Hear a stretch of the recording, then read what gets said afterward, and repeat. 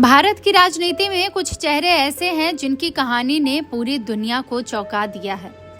भारतीय राजनीति में कुछ नेता ऐसे होते हैं जो अपने दम पर पूरी राजनीति बदल देते हैं। एक महिला जो कभी कोलकाता की सड़कों पर आंदोलन करती दिखाई देती थी, एक महिला जो हमेशा साधारण सफेद साड़ी और चप्पल में नजर आती है, और वही महिला आज पश्चिम बंगाल की सबसे बड़ी और ताकतवर नेता बन चुकी है और लोग उन्हें प्यार से दीदी कहते हैं। जी हाँ, आज इस वीडियो में हम बात करने वाले हैं ममता बनर्जी की पूरी कहानी के बारे में। इस वीडियो में आप जानेंगे कि ममता बनर्जी का बचपन कैसा रहा, राजनीति में उनका संघर्ष कैसा रहा, तृणमूल कांग्रेस की शुरुआत कैसे हुई और कैसे उन्होंने 34 साल पुरानी सरकार को खत्म कर इतिहास रच दिया।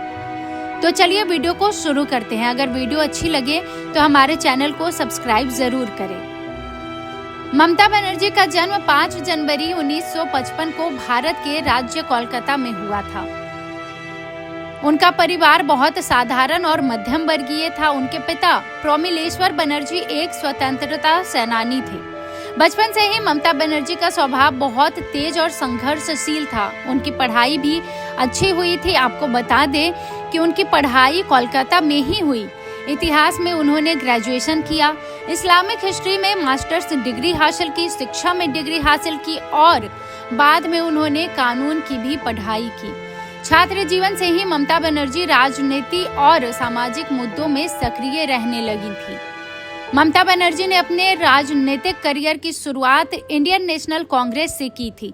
साल 1984 में उन्होंने पहली बार लोकसभा चुनाव लड़ा और हैरानी की बात तो यह थी कि उन्होंने उस समय में के सबसे बड़े नेता सोमनाथ चटर्जी को चुनाव में हरा दिया।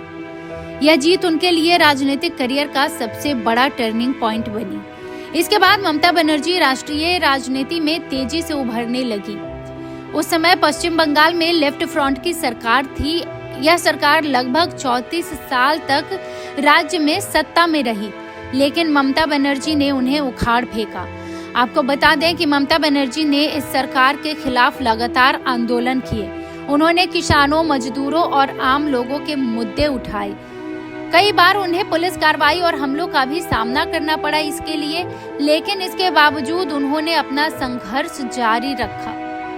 अब आपको हम ये बताते हैं कि तृणमूल कांग्रेस की स्थापना कैसे हुई। साल 1998 में ममता बनर्जी ने कांग्रेस पार्टी छोड़ दी। इसके बाद उन्होंने अपनी एक नई पार्टी बनाई जिसका नाम था ऑल इंडिया तृणमूल कांग्रेस, जो अभी टीएमसी के नाम से भी जाना जाता है। लोग इसे शॉर्ट फॉर्म में टीएमसी भी कहते हैं। इस पार्टी का मुख्य उद्देश्य था पश्चिम बंगाल की राजनीतिक में वामपंथी सरकार को चुनौती देना। धीरे धीरे यह पार्टी राज्य की सबसे बड़ी और ताकतवर पार्टी बन गई, जिसके बाद ममता बनर्जी को सबसे ज्यादा लोकप्रियता मिली सिंगूर मूवमेंट और नंदीग्राम मूवमेंट से। इन आंदोलनों ने किसानों की जमीन लेने के खिलाफ ममता बनर्जी ने बड़ा आंदोलन चलाया। इन आंदोलनों ने पूरे देश का ध्यान खींचा और ममता बनर्जी की लोकप्रियता बहुत तेजी से बढ़ गई। अब आपको हम बताते हैं कि ममता बनर्जी ने वेस्ट बंगाल में कैसे ऐतिहासिक जीत हासिल की।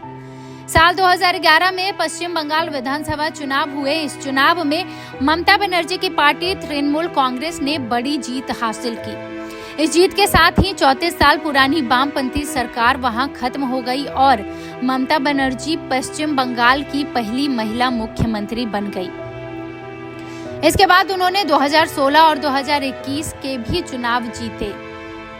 अब हम आपको बताते हैं कि उनका व्यक्तित्व कैसा रहा और उनकी जीवन शैली कैसी है। ममता बनर्जी की सबसे खास बात यह है कि उनका साधारण जीवन बहुत ही साधारण और सिंपल है।